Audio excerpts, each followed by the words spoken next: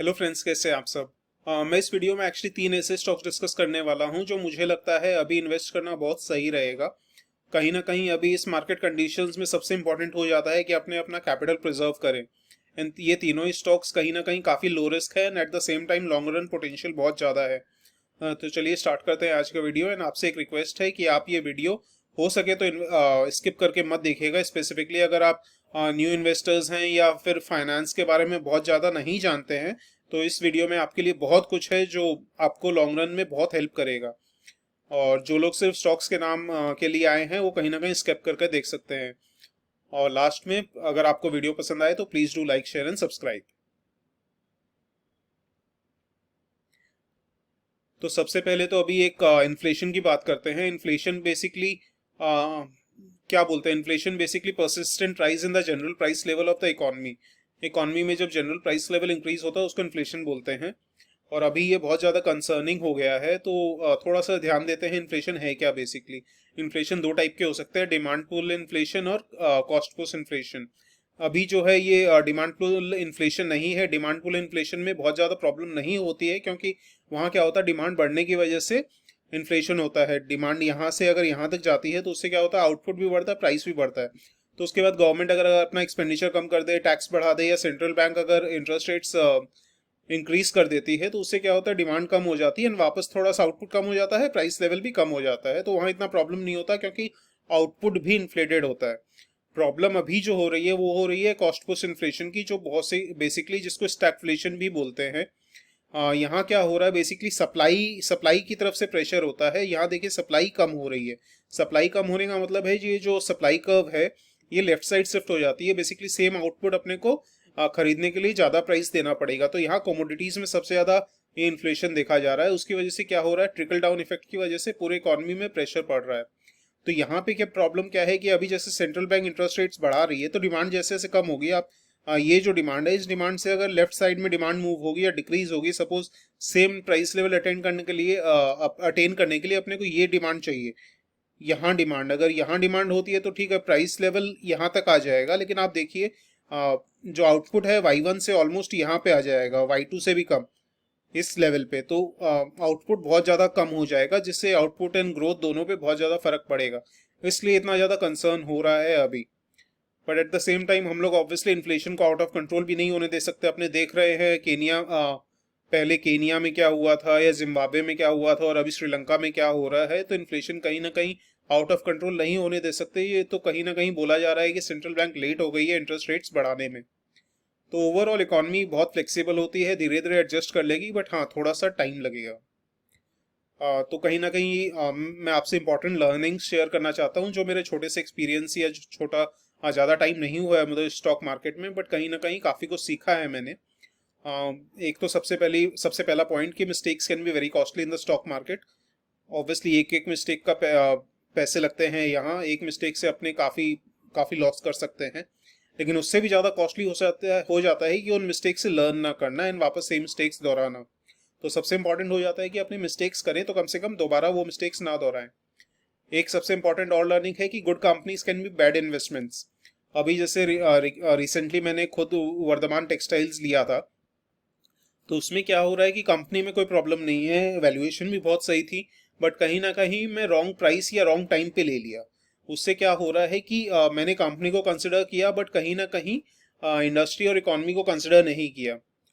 तो कहीं ना कहीं अगर मैं थोड़ा और रिसर्च करता या थोड़ा और फोकस करता तो ये अच्छे से पता चलता कि कॉटन प्राइसेस सबसे ज़्यादा बढ़ रहे हैं, या कमोडिटीज़ में जैसे कॉटन भी आता है। एंड कॉटन अभी बहुत ज़्यादा प्राइस इन्फ्लेट हो गया है जिससे मार्जिन पे भी प्रेशर पड़ेंगे।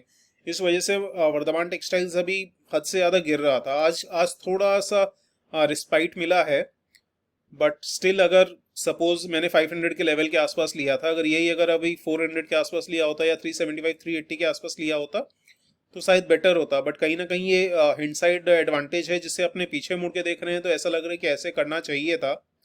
बट स्टिल एक इंपॉर्टेंट लर्निंग ये है कि अपने सिर्फ कंपनी में फोकस ना करके इंडस्ट्री एंड इकॉनमी पे फोकस करें एंड ये डिटरमाइन करें कि कैसे जो इंडस्ट्री में इकॉनमी में हो रहा है उससे उस कंपनी के ऊपर कैसा फर्क पड़ेगा। तो अभी जैसे इन्फ्लेशन हो रहा है या बहुत सारे एक्सटर्नल फैक्टर्स हो रहे हैं, जैसे इंटरेस्ट रेट्स इंक्रीज हो रही है, तो इस पॉइंट पे अपने को थोड़ा सा जैसे कैसे देख सकते हैं। फॉर एग्जांपल अगर इंटरेस्ट रेट्स बढ़ेंगे तो जो कंज्यूमर ड्यूरेबल्स हैं उसकी डिमांड कम होगी क्योंकि ईएमआईज कॉस्टली होंगी। ऐसे ही रियलिटी या रियल एस्टेट में डिमांड कम हो सकती है इंटरेस्ट रेट्स बढ़ने की वजह से। तो ये एक प्रॉब्लम है। तो इस वजह से अपने ये सोच सकते हैं कि इन सेक्टर्स में अभी फिलहाल इन्वेस्ट करके ना चले। तो ऐसे ही बहुत सारे जो फैक्टर्स होते हैं अपने उसको इग्नोर नहीं करके उनको साथ में लेकर चलें, तो कहीं ना कहीं अपने थोड़ा सा बेटर टाइम पे इन्वेस्ट कर पाएंगे जिन स्टॉक्स में इन्वेस्ट करना चाहिए। वर्धमान टेक्सटाइल्स भी लॉन्ग रन के लिए कोई प्रॉब्लम नहीं है, बट शॉर्ट टर्म में जो प्रेशर हो रहा है वो कहीं ना कहीं कॉटन प्राइसेस की वजह से हो रहा है।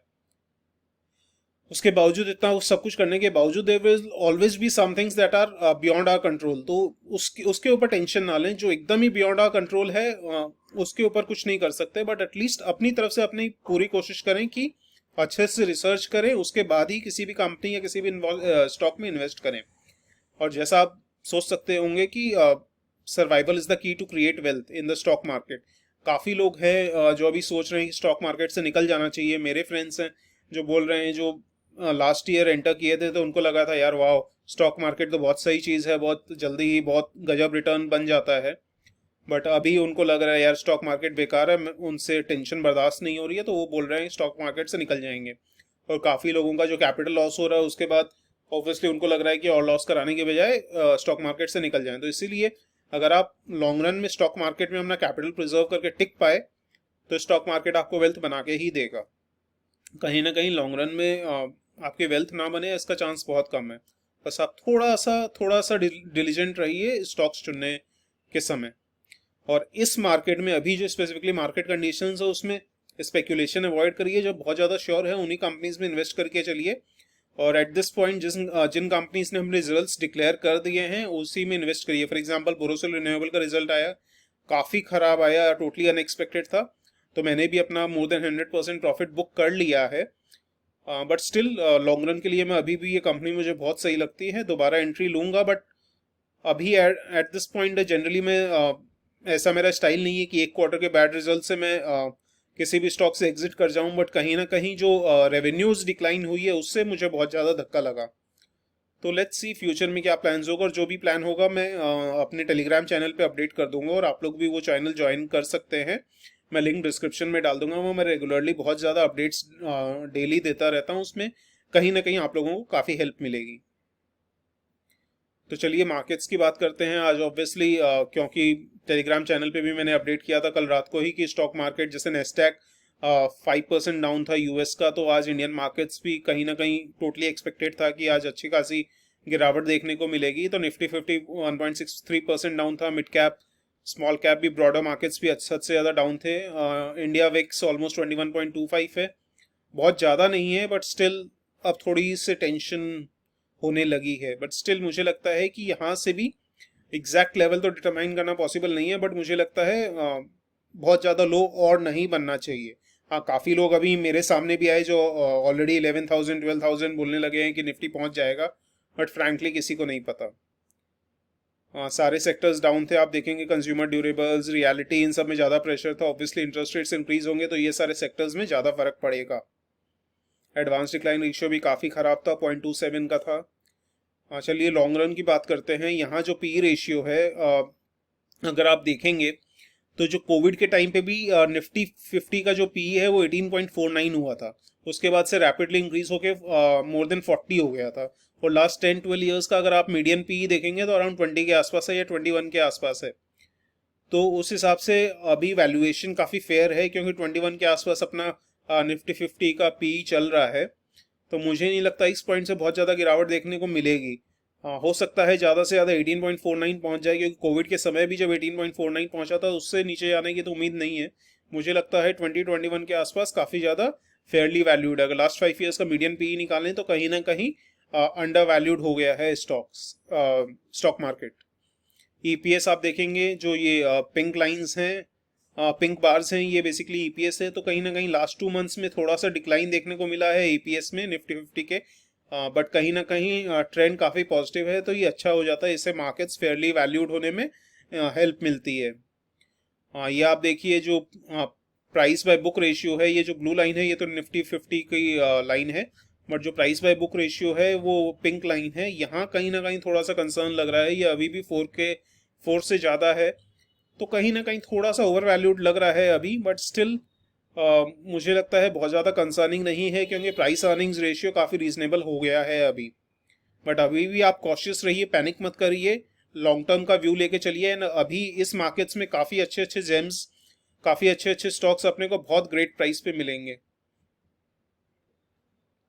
तो पहला ऐसा स्टॉक ग्रीन पैनल इंडस्ट्रीज, ये काफ़ी बार मैं डिस्कस कर चुका हूँ, डिटेल वीडियो आप जाके देख सकते हैं। आज इसमें काफ़ी ज़्यादा गिरावट देखने को मिली थी मॉर्निंग में, बट उसके बाद काफ़ी रिकवर कर चुका था ये स्टॉक। इसके रिजल्ट्स भी आए हैं, बम्पर रिजल्ट्स आए हैं, बहुत अच्छे रिजल्ट्स आए हैं। तो कहीं ना कहीं मुझे लग रहा है इस स्टॉक में इनसाइडर्स या जो रिलेटेड पीपल होते हैं उनको कहीं ना कहीं रिजल्ट्स की न्यूज़ मिल चुकी थी, जिसके वजह से वो आर्टिफिशियली मे बी प्राइस गिरा के एंट्री लेने का मौका ढूंढ रहे थे। उसके बाद आप रिजल्ट्स देखेंगे, आप क्वार्टर ऑन क्वार्टर देखें तो 424 करोड़ से 470 करोड़ हो गए हैं, नेट प्रॉफिट 63 करोड़ से 81 करोड़ हो गए हैं, ईपीएस भी 5.14 से 6.57 हो गया है। अगर क्वार्टर ऑन क्वार्टर देखें, प्रॉफिट तो ऑलमोस्ट 20% या 20% से भी ज़्यादा इंक्रीज किया है, तो ये कहीं ना कहीं काफ़ी पॉजिटिव हो जाता है। 25 to 30% के बीच में क्वार्टर ऑन क्वार्टर में इंक्रीज देखने को मिला है। तो कहीं ना कहीं इस पॉइंट पे मुझे लगता है ग्रीन पैनल लॉन्ग टर्म के लिए बहुत सही रहेगा। शॉर्ट टर्म में भी प्रेशर आ जाए तो आप ये काम कर सकते हैं, स्टैगर्ड मैनर में इस लेवल पे अगर आपको मंडे को थोड़ी और गिरावट मिले तो आप एंट्री करके चल सकते हैं, नहीं तो आप थोड़े थोड़े स्टॉक्स करके ले सकते हैं। आप, मैं जो कह रहा था वॉल्यूम देखिए, आप स्टॉक की एवरेज वॉल्यूम से आज कई गुना ज़्यादा वॉल्यूम देखने को मिली, क्योंकि मुझे ऐसा ही लग रहा है कि काफ़ी बड़े प्लेयर्स ने एंट्री बनाने की कोशिश की है आज लोअर प्राइस में। हाँ, क्योंकि उनको आइडिया था कि रिजल्ट्स बहुत अच्छे होने वाले हैं। उसके बाद अनदर स्टॉक जो one of my favourite stocks है, एंड इसमें मेरी अच्छा खासा इन्वेस्टमेंट भी है, दीपक नाइट्राइट। ये 2-3 दिन से काफ़ी ज़्यादा बिटिंग ले रहा है। इनफैक्ट लास्ट 5 to 6 मंथ से ये स्टॉक अच्छे से मूव नहीं कर पाया है। अब इसका ऑल टाइम हाई देखे या 52 वीक हाई देखे 3000 के आसपास है, अभी 2000 के आसपास चल रहा है। मुझे लगता है 25.9 जो इसका पी है काफ़ी सही पी है। स्पेसिफिकली इसके रिटर्न्स को देखते हुए, इसके ग्रोथ को देखते हुए आप पीई रेशियो देखिए 0.3, 0.5 के बिलो जो P profit price earnings growth ratio होता है वो कहीं ना कहीं काफ़ी सही होता है। तो मुझे लगता है ये कंपनी आपको लॉन्ग टर्म में अच्छी खासी वेल्थ बना के देगी। आप इसका रिजल्ट्स देखेंगे तो रेवेन्यूज़ में अच्छी खासी इंक्रीज हुई है, क्वार्टर ऑन क्वार्टर भी। हाँ, नेट प्रॉफिट भी इंक्रीज हुआ है, बट ईयर ऑन ईयर अगर आप नेट प्रॉफिट देखेंगे तो डिक्लाइन हुआ है, जिसकी वजह से स्टॉक थोड़ा प्रेशर में है। बट कहीं ना कहीं ये एक्सपेक्टेड था, क्योंकि कॉस्ट ऑफ रॉ मटेरियल्स बढ़ रहे थे तो मार्जिन्स पे प्रेशर एक्सपेक्टेड था। बट क्योंकि मार्केट कंडीशंस खराब है इसलिए बहुत ज़्यादा बेटिंग ले रहा है। बट मुझे लगता है जैसे ही थोड़ी सी भी मार्केट कंडीशंस स्टेबलाइज हुई, ये स्टॉक बहुत जल्दी भागने लगेगा। तो मुझे लगता है इस पॉइंट पे आपको ये वाला स्टॉक मिस नहीं करना चाहिए।